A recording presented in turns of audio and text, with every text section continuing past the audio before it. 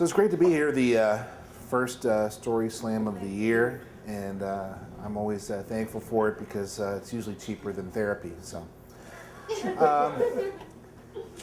this particular story, to go back, I was pretty much a non-entity in high school. If you look at my yearbook, there's nothing next to my name as far as sports or activities or student government. It's a blank slate.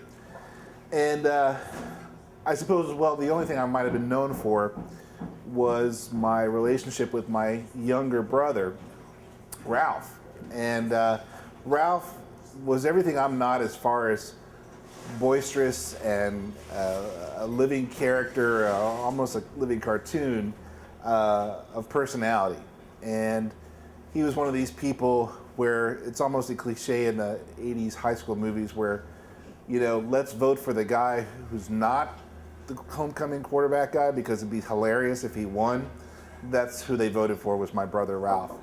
And of course he, you know, embraced the role of wild and crazy character, and it was, of course, to the point where I, his brother, a full year older than him, was known as Ralph's little brother, because it also didn't help that I was physically smaller than he was, my younger brother. He's a big, big guy. And again, senior year in high school, people approaching you, oh, you're Ralph's little brother, aren't you? I'm like, no, I'm actually his bigger brother, but listen, it's neither here nor there. So when I turned 18, I joined the Army and went to Fort Devens, Massachusetts, and had an opportunity to reinvent myself, personality-wise, if you will, with a whole bunch of people who didn't know who I was. And I was no longer the meek, quiet Andy Rodriguez that was kind of a wallflower, but I was Andy Rodriguez, professional surfer from Florida. You know, I was extremely cool and popular. Back where I came from. Of course, you can't talk to anybody there to verify my story, but trust me, I was very cool and considered pretty popular in high school. Lots of girls, you know, all that good stuff.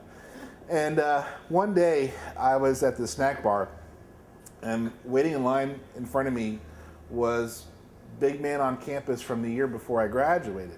Lake Howell High School, Letterman jacket, girl, you know, hanging off his shoulder, just like it was in high school. And he, you know, he's been out 2 years from high school, and I've been out 6 months or whatever, and I was afraid he'd recognize me and blow my cover. And he turned around and he looked at me and he goes, "I went to high school with you, didn't I?" I'm like, yeah, that's right. Oh man, please don't say anything. And he goes, "You played high school football, didn't you?" I'm like, yeah, I did. You know, you know, I was on the JV team or whatever. He goes, "Yeah, that's right. Wait, no, wait a minute. I remember you. You're Ralph's little brother."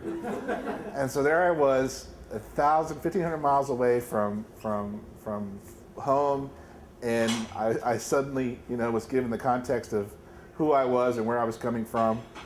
And it was at that point that I realized that you can start over, but you never really change who you are. That's my story.